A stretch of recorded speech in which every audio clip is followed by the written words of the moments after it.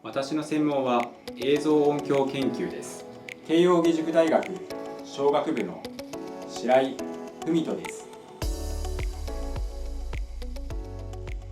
私の研究の最も大きな問いは、映像と音が合うということはどういうことかというものです。映像メディアは現在、我々の生活になくてはならない身近なものとなっています。しかし、その歴史はそれほど古いものではありません。19世紀の末に誕生し、発展してきた新しい映像メディアと、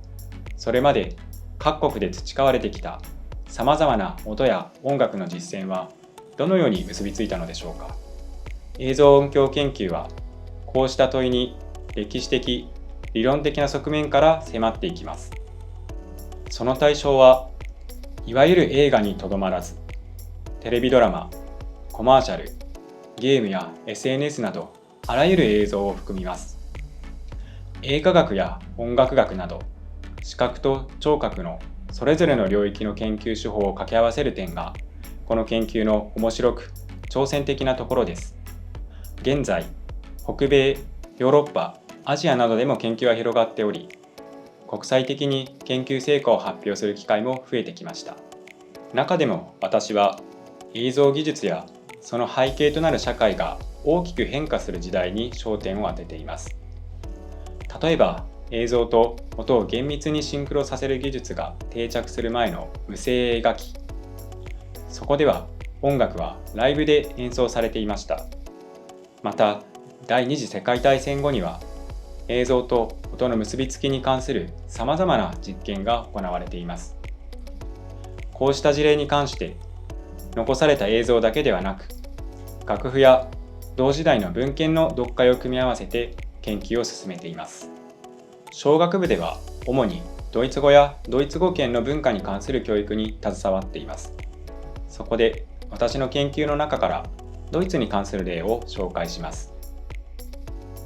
こちらの本をご覧ください。これはすべて映画のための作曲と題された同じ書籍です。しかし、よく見ると英語のものとドイツ語のものがあります。実はこの本は第二次世界大戦中のアメリカでドイツ語圏から亡命した2人の人物によって書かれました。しかし戦後ドイツは東西に分割され、著者たちは東西のそれぞれに帰国します。結果として英語版に加え、東ドイツと西ドイツで別々に出版されました。そしてその後ようやく2つの版を比較したバージョンが出版され、現在に至っています。当時のハリウッド映画の紋切り型を批判し、映像に合う音楽はどのようなものか正面から取り上げたこの本も、映画の問題だけではなく、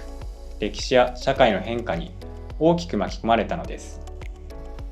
それぞれの版を比べながら読むと、映像と音が合う、合わないという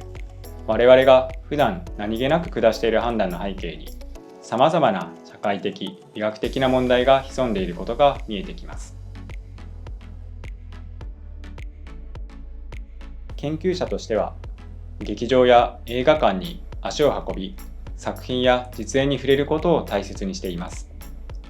学生の頃に出会った多くの音楽や映画、また様々なアート作品がなければ、